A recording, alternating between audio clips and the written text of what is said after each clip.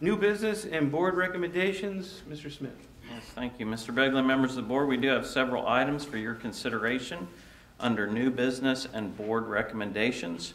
Letter A, establish 2022 meeting dates, times, and location. Suggestion for the work sessions, you can see as listed, those dates on your agenda. Time 6:30 p.m., location here at Fairfield Senior High School and the Catherine D. Milligan Community Room. Please note there will be no work session in April, July, and December. Regular sessions, again, please see the agenda as listed. I would like to draw attention to Thursday, February 17th. That meeting would be held at Crossroads Middle School. Again, the times for those meetings, 6:30 p.m., location here at the Fairfield Senior High School, Catherine D. Milligan Community Room. Letter B, consider establishment of a board service fund for 2022 in the amount of $9,942. Letter C, recommend approval of the following standing authorizations for 2022. At this time, I'll turn it over to Mrs. Lane. Thank you. Number one, authorize the treasurer to secure advances from the auditor when funds are available and payable to the district. Number two, authorize the treasurer to borrow short-term funds as needed for cash flow purposes. Item number three is authorize the treasurer to invest in active funds whenever funds are available. Fourth authorization is to authorize the treasurer to modify appropriations and advance money from fund to fund as needed. Modifications must then be presented to the board for approval. Fifth authorization is to authorize the treasurer to pay all bills within the limits of the appropriation resolution as bills are received and when the merchandise has been received in good condition. Sixth authorization is to utilize the legal firm of Dinsmore and Scholl when fiscal legal opinions are required. And the seventh authorization is to dispose of assets or property not exceeding $10,000 in value that are no longer needed. Mr. Smith? Number 8, authorize superintendent or designee to act as purchasing agent for the district to make purchases of supplies and or services within the limits of the appropriation measure. Number 9, authorize the superintendent or designee during periods when this board is not in session to make offers of employment directly to candidates for either teaching or non-teaching positions on behalf of this board and to acknowledge acceptance of such offers on behalf of this board, subject to a subsequent vote of ratification by this board, provided, however, that upon ratification by this board, the employment shall be deemed effective as of the date and time of the employee's acceptance of the superintendent's office.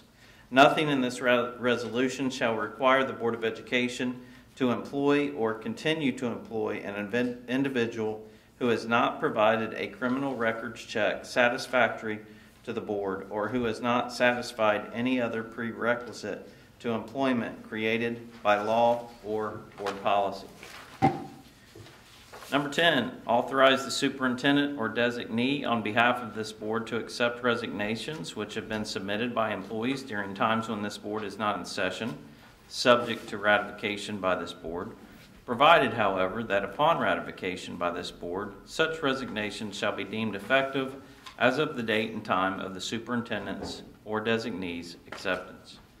Number 11, authorize the superintendent or designee to appoint substitute support staff as necessary within the limits of the annual appropriation resolution.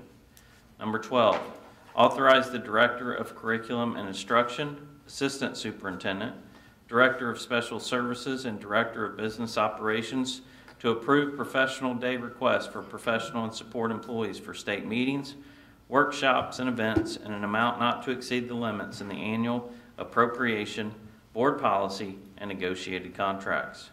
Number 13, authorize members of the board to attend workshops, seminars, and meetings for professional development and to benefit the academic and financial status of district.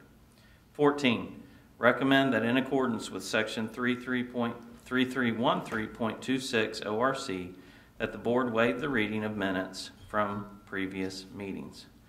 That concludes the items that we have for your consideration under new business and board recommendations. At this point, I'll turn it back over to Mr. Begley. Thank you, Mr. Smith. D, appointments to OSBA and city committees. So there are a couple of additional requirements of board members where possible to fill appointments needed by the OSBA, the city, the township, the district.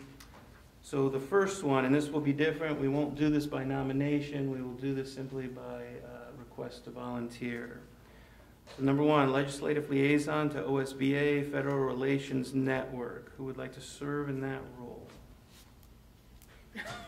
I saw that, Mrs. Shorter. So Mrs. Shorter has volunteered for that. Thank you very much. The next one, Parks and Recreation Board. Yes, I will take that one. Mr. Clark has volunteered. Number three, Planning Commission.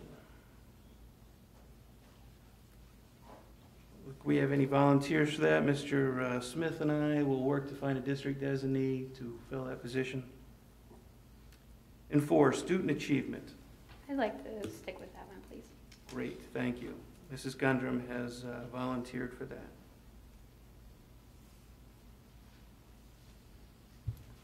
So now I would ask for a motion to accept all of these recommendations. So moved. Second. Mr. Clark and Ms. Birding. Mrs. Lang, call the roll, please. Mr. Clark? Yes. Ms. Birding? Yes. Mr. Begley? Yes, Mrs. Shorter? Yes. Mrs. Gundrum? Yes. thank you. Motion passes.